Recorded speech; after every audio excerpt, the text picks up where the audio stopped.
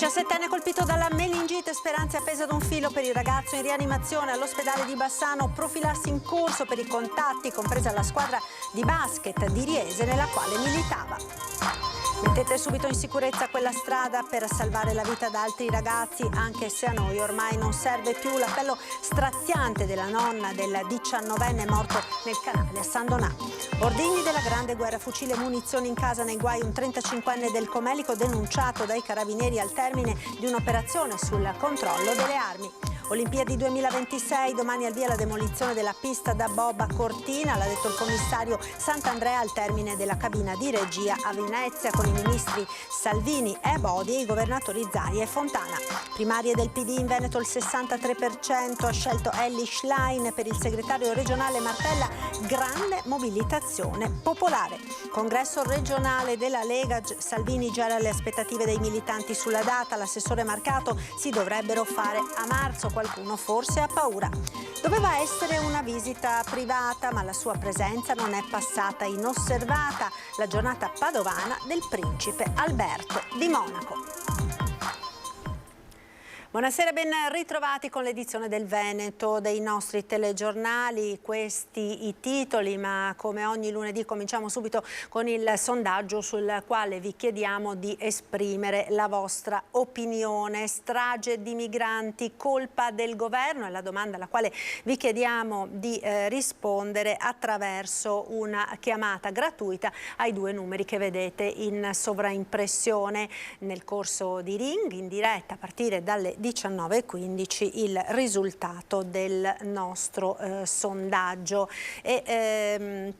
Allora vediamo se è pronto il primo servizio. Sì, allora possiamo cominciare subito con il caso della meningite. Un 17enne di Tezze sul Brenta è ricoverato da sabato notte in rianimazione all'ospedale San Bassiano. Le sue condizioni sono gravissime. Dopo quasi 48 ore le sue condizioni appunto non accennano a migliorare. Intanto si sono presentate per la profilassi all'ULSS 7 Pedemontana più di 75 persone.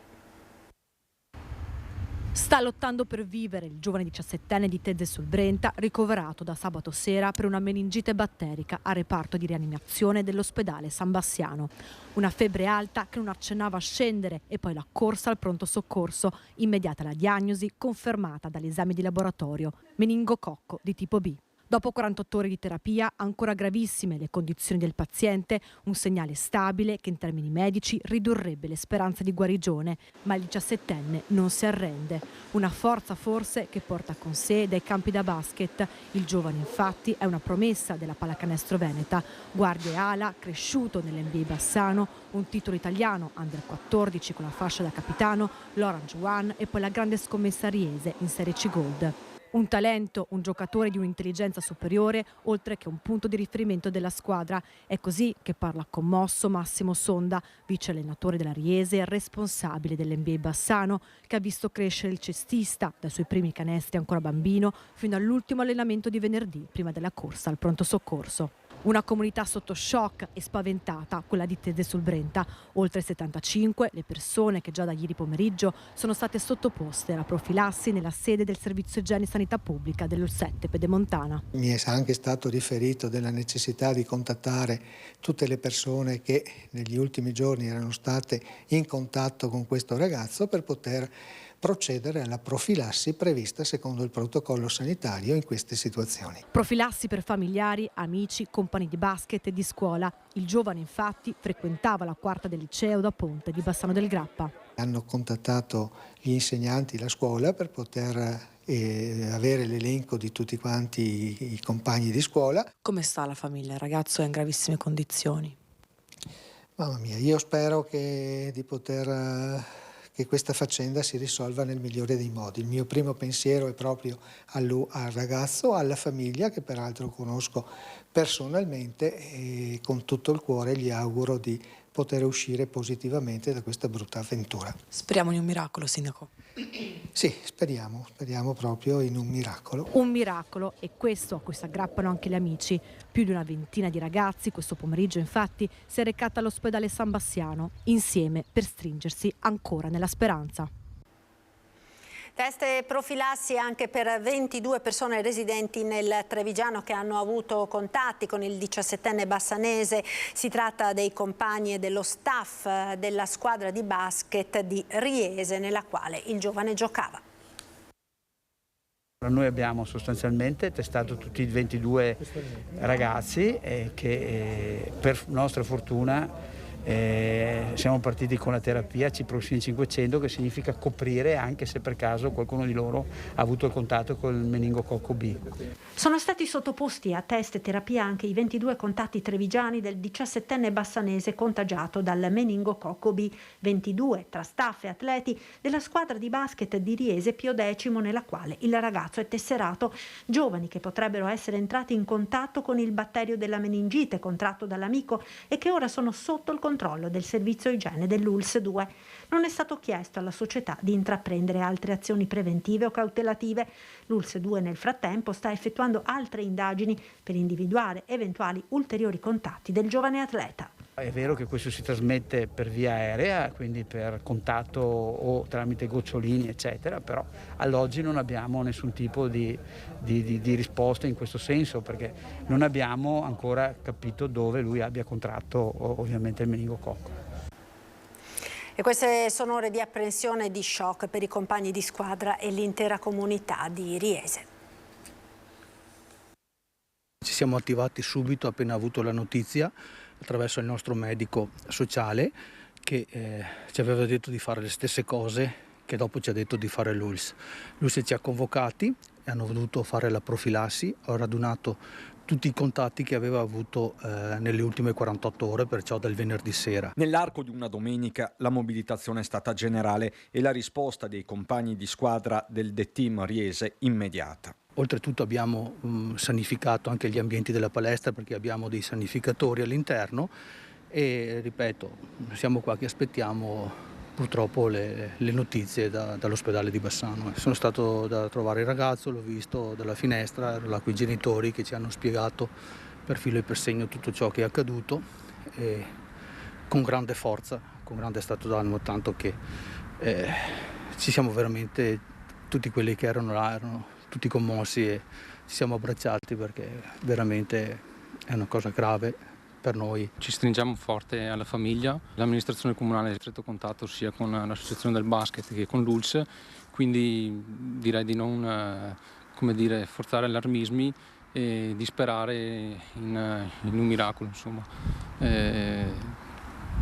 Siamo scioccati e preghiamo per lui. Il 17enne militava nel D-Team da qualche mese, ma già aveva conquistato l'intera formazione. Ora tutti fanno il tifo per lui, anche se la speranza si fa sempre più flebile. Era arrivato quest'anno come giovane, però si era fatto subito benvolere da tutti. Un ragazzo, un leone, una forza della natura, che però ha avuto la sfortuna di incorrere in questo dramma. Ieri in palestra era una cosa molto toccante. Penso che mi commuovo ancora adesso perché è stato molto difficile accettare, perché alla fine ogni giocatore fa parte della nostra famiglia e siamo veramente una grande famiglia. A San Donà di Piave ora con lo straziante appello della nonna di Gabriel Andreetta, il 19enne morto ieri mattina in un incidente stradale a pochi metri da casa. La sera che serata doveva essere? Una serata di festa? Sono andati al compleanno, erano felici, come sempre i ragazzi, e poi basta. Avvolta in un dolore lacerante e infinito, con gli occhi straziati di sofferenze e colmi di lacrime, è nonna Maria Teresa a raccontarci chi fosse l'amatissimo nipote, Gabriel Andreetta, scomparso a soli 19 anni per un incidente stradale, domenica alle 2 del mattino, a nemmeno 1 chilometro da qui, casa, a Fossà di San Donà di Piave, dove era atteso il suo rientro dopo una festa tra amici di paese nella vicina Calvecchia. È stato il gemello Riccardo, non vedendolo arrivare, ad andargli incontro, scoprendo i fari accesi dell'auto illuminare le profondità del canale Grassaga. Appunto, perché è stato lui a tirarlo fuori dalla macchina, perciò. Cosa gli ha detto quando vi siete salutati l'ultima volta? È stato qui a pranzo giovedì, come sempre, era allegro e basta. Sul luogo della tragedia ancora visibili i segni del violento impatto, con pezzi di auto e carrozzeria volati qua e là tra i rovi dell'argine, dove qualcuno oggi ha posizionato una piantina di boccioli di rosa gialli. Bisogna agire sul fronte della prevenzione e rendere più sicura la comunale via Fossà, così sgomenta a fil di voce la nonna di Gabriel. Ci vorrebbe un guardrail, anche quelle buche che ci sono, e ne hanno tappate 2 e le altre sono là. Non so perché, fanno sempre sti tamponi, mettono, che sono peggio di niente. Lei da nonna di Gabriel dice quella strada va messa in sicurezza. Appunto, certamente, per tutti quanti, ormai a lui non serve più, però ce ne sono tanti ragazzi che passano di là. Nel bellunese ora ordigni della Grande Guerra, fucili e munizioni nei guai, un 35enne del Comelico che è stato denunciato dai carabinieri di Cortina.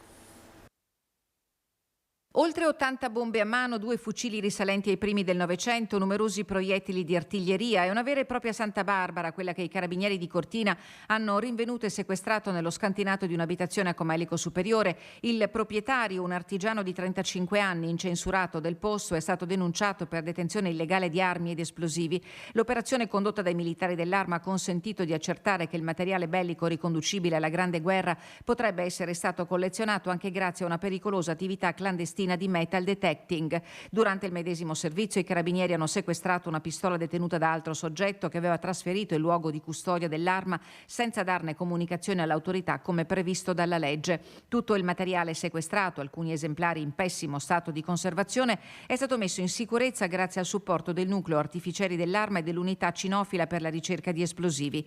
I carabinieri escludono che l'anomala colorazione delle acque del Piave degli ultimi giorni a San Pietro di Cadore sia da ricondurre all'operazione condotta nelle scorse settimane. Olimpiadi 2026, domani al via la demolizione della pista da bob a Cortina, l'ha detto il commissario Luigi Sant'Andrea al termine della cabina di regia che si è svolta oggi a Venezia alla presenza dei ministri Abodi e Salvini, dei sindaci di Milano e Cortina, del presidente del CONI Malagò e del presidente della regione Zaia, una corsa contro il tempo per realizzare le opere. Le cose si stanno schiarendo momento dopo momento, anche alcune scelte. È chiaro che ci sono delle valutazioni finanziarie che competono al governo. Di tutte le questioni che sono all'ordine del giorno, gli impianti sportivi rappresentano la priorità delle priorità, perché senza di quelle non è possibile fare le Olimpiadi. Il numero 1 dello sport italiano plaude alla riunione migliore e più efficace al termine della seconda cabina di regia sulle Olimpiadi e Paralimpiadi invernali Milano-Cortina 2026 che si è tenuta oggi a Venezia. I tempi stringono e, bisticcio di parole permettendo, di tempo non ce n'è più. Si lavora a testa bassa perché gli impianti sportivi sono la priorità assoluta. In questo senso a Cortina la giornata di domani rappresenterà un punto di partenza per la realizzazione del nuovo sliding center. E domani inizierà la demolizione controllata che abbiamo denominato strip out, che durerà 60 giorni, che è il primo lotto stralcio funzionale dell'intervento. L'investimento per la nuova pista è di 61 milioni di euro. Il totale, compresi i costi per la riqualificazione delle aree contermini, arriverà a 85 milioni. Nei prossimi giorni sarà chiusa la progettazione esecutiva. Entro i primi di aprile la gara d'appalto. Il sindaco di Cortina Lorenzi ha chiarito le questioni relative al villaggio olimpico a Campo, oggetto delle proteste degli ultimi giorni, che sarà realizzato e smontato dopo la chiusura dell'evento. Nessun esproprio, ha confermato Sant'Andrea. Abbiamo una quantificazione di 1200 persone tra atleti e tecnici. Lavoreremo insieme alla Fondazione Milano Cortina, che è l'organizzatore proprio dell'evento, cercando di ottimizzare i picchi il più possibile e contenere il più possibile quelli che sono i moduli abitativi che utilizzeremo. Stiamo affrontando tutte le questioni, anche cercando di sciogliere i nodi ancora rimasti irrisolti. Credo che sia un presupposto fondamentale. Vedrete ogni 15 giorni l'aggiornamento, lo stato d'avanzamento. Se avessimo ascoltato i gufi, i Menagramo e i professionisti del no non saremmo qua e non sareste qua perché le Olimpiadi non sarebbero in Italia nel 2026. Stiamo correndo per realizzare in tempo utile tutti i cantieri necessari, strade, ferrovie, impianti sportivi, quindi una grande occasione per l'Italia che crede nel futuro, che crede nelle grandi opere, che crede nei progetti, che crede nell'innovazione. Opere concluse all'80%, questo è l'impegno dei principali attori dell'evento sportivo mondiale. Siamo sul pezzo e nei termini previsti. Il commento del presidente veneto Luca Zaia. Abbiamo discusso di opere del Veneto, lo sliding center, quindi quello che comunemente viene definito BOB, piuttosto che villaggio olimpico e altre opere. Diciamo che siamo stati molto operativi e oggi si è deciso gran parte del lavoro che si farà nelle prossime settimane, nei prossimi mesi. Ci fermiamo ora per la pubblicità. A tra poco. Rieccoci in diretta con l'edizione del Veneto dei nostri telegiornali. La politica ora, primarie del Partito Democratico, ciclone Schlein in Veneto, il 63% dei quasi 60.000 elettori ai gazebo l'ha preferita a Stefano Bonaccini. Probabilmente non ci stiamo ancora rendendo conto di quello che siamo riusciti a fare, ecco, per cui diciamo che è stata una lunga notte, però è stata una notte molto dolce e felice. Le parole di Giacomo Nilandi, segretario Dem di Mogliano Veneto, ben rappresentano il sentimento dei sostenitori di Elly Schlein all'indomani delle primarie del Partito Democratico, che hanno visto prevalere la giovane deputata sul governatore dell'Emilia Romagna Stefano Bonaccini. Quasi 60.000 in Veneto ai gazebo favorevole a Schlein, il 63,51% dei votanti, solo il 36,49% dalla parte invece di Bonaccini. Il contrario di fatto di quanto espresso dagli iscritti del PD nel territorio, così come da gran parte della dirigenza del partito in Veneto. Il segretario regionale Andrea Martella parte dalla notizia buona, la mobilitazione, e invoca poi compattezza. Quella di ieri è stata una straordinaria giornata di mobilitazione democratica. C'è stata un'affermazione molto netta di Elly Schlein che ha saputo richiamare molti elettori proprio per una voglia di cambiamento, direi una voglia di riscatto che è presente nel nostro corpo elettorale, quello di dare un futuro al Partito Democratico, e adesso dovremmo lavorare assieme con un nuovo spirito unitario per fare del Partito Democratico un partito più forte. Chi sottolinea le contraddizioni che l'elezione di Schlein porta con sé è il segretario provinciale di Treviso Giovanni Zorzi. Non è mai successo nella storia del partito che l'esito delle votazioni nei circoli tra gli iscritti venisse rovesciato con le primarie aperte. Ora il tema, che è grande come una casa, è capire esattamente come riuscire da parte di Elly Schlein a dare una risposta alle aspettative che sono state espresse ieri, manifestate ieri da gente che non appartiene al Partito Democratico. La sfida, la responsabilità della nuova segretaria è quella di dare risposte a queste aspettative senza però pregiudicare le ragioni fondative del Partito Democratico, perché questo è probabilmente un passaggio molto delicato e sulla quale noi vigileremo molto. Il timore di una svolta a sinistra, dunque, che snaturi il partito e allontani i moderati, uno scenario che Nilandi respinge. Io non ragionerei secondo quelli che sono i vecchi schemi rispetto alle fasce di elettorato che si riconoscono più a sinistra o più a destra. Negli ultimi 15 anni abbiamo visto un paese dove sono aumentate enormemente le disuguaglianze. Qui non si parla di destra o sinistra, si parla di quale parte della popolazione vogliamo rappresentare, stare dalla parte degli ultimi, stare dalla parte di chi non ce la fa, perché soltanto insieme si può andare avanti. In Casa Lega intanto si attende il congresso regionale, in Veneto manca solo il congresso provinciale di Vicenza, dopodiché la parola dovrebbe passare ai militanti per eleggere il segretario regionale dopo anni di commissariamento, ma a gelare le aspettative di chi chiede di andare subito al voto è Matteo Salvini. Una cosa per volta, ragazzi, io mi sto occupando di commissariamenti di cantieri per quanto Ma riguarda... quando si farà il congresso regionale, secondo lei? Adesso finiamo quelli provinciali. Ma prima o dopo le amministrative? No, le amministrative sono dopodomani, ragazzi. Le amministrative sono il 14 maggio, dobbiamo fare ancora dei congressi provinciali. Sollecitato dai giornalisti a margine dell'incontro sulle Olimpiadi Milano-Cortina, Matteo Salvini torna sul congresso regionale della Lega, quello che eleggerà il prossimo segretario del partito dopo anni di commissariamento, ed è una risposta che gela le aspettative di chi auspica che, terminati i congressi provinciali, manca solo Vicenza che voterà domenica prossima, si possa finalmente dar voce ai militanti. In prima fila nel chiedere il congresso subito l'assessore regionale Roberto Marcato. Chiudiamo la fase dei congressi provinciali, un minuto dopo si può andare al congresso regionale, quindi io spero che a marzo si vada al congresso regionale, non c'è nessun motivo per non fare il congresso regionale, a meno che qualcuno non abbia paura, così come hanno avuto paura di fare i congressi provinciali, non abbia paura di fare il congresso regionale. Di mesi invece, stando alle parole di Salvini, ne dovranno ancora passare diversi. Un congresso che al momento vede candidato alla segreteria regionale proprio l'assessore Marcato, che sfida il commissario uscente Alberto Stefani. Indiscrezioni parlano anche di un terzo nome, quello del trevigiano Franco Manzato, ma nulla di ufficiale al momento. Tant'è, quanto pare, di tempo per definire i giochi ce ne sarà ancora parecchio. Non capisco per quale motivo si trovino sempre delle scuse per non dare la parola ai militanti. È una cosa che non... Poi vince uno, vince l'altro, ma ok, a posto, ma diamo la parola ai militanti. A Padova ora per un turista davvero speciale, doveva essere una visita privata, ma la notizia è trapelata. Vediamo quindi chi hanno ripreso oggi in città le nostre telecamere.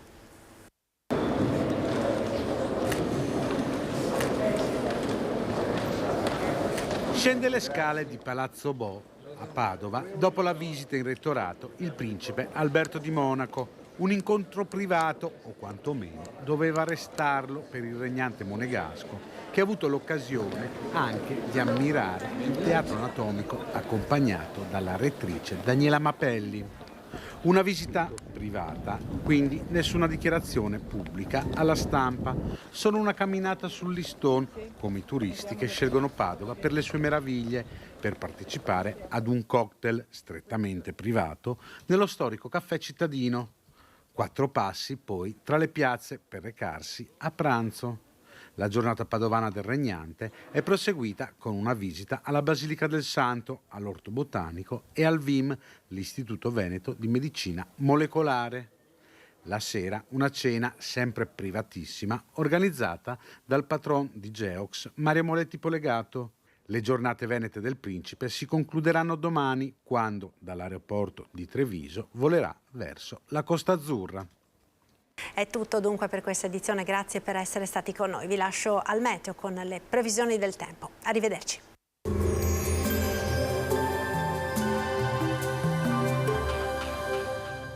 Cooperativa Agricola Volpago offre carne fresca di prima qualità. Ci trovi a Volpago del Montello, Pieve del Grappa, Tre Baseleghe e presso lo spaccio del contadino a Dolo e Massanzago.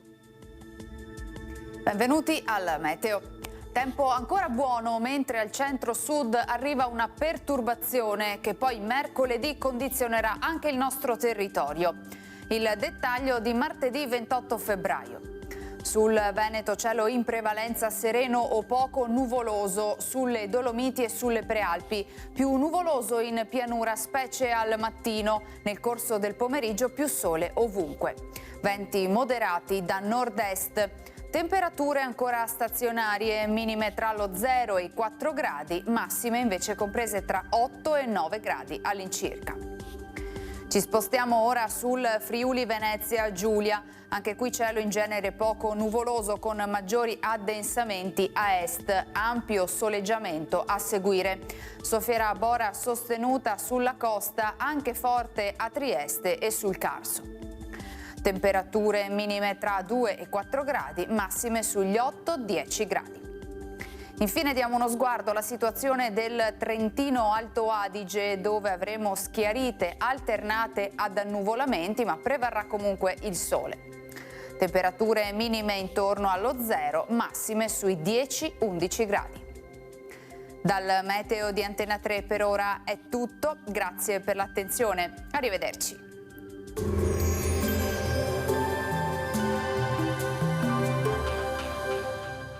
Cooperativa Agricola Volpago offre carne fresca di prima qualità. Ci trovi a Volpago del Montello, Pieve del Grappa, Tre Baseleghe e presso lo spaccio del contadino a Dolo e Massanzago.